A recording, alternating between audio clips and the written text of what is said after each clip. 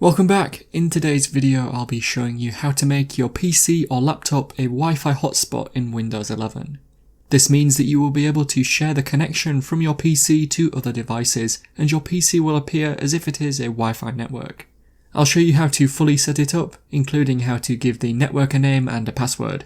Thankfully this is nice and simple in Windows 11. Remember to leave a like and feel free to subscribe if the video helps. Let's get into the method. To make your PC a Wi-Fi hotspot, first head to the main settings page.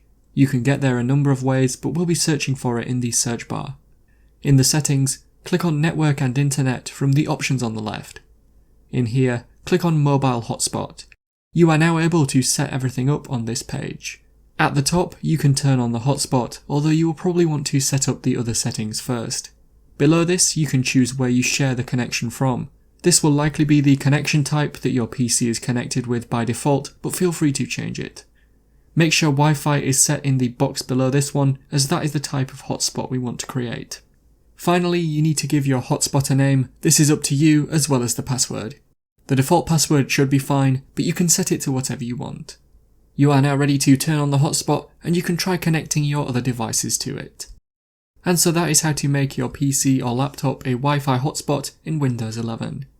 Click the card on screen now to watch a video of mine showing you 10 easy ways you can speed up your Windows PC. Help support the channel by visiting the store. The link is in the description and at the end of the video. If you have any questions, then let me know in the comments below, and if you did find today's video helpful, remember to leave a like and feel free to subscribe for more tips in the future. Be sure to stick around to see some of my other videos that you might be interested in.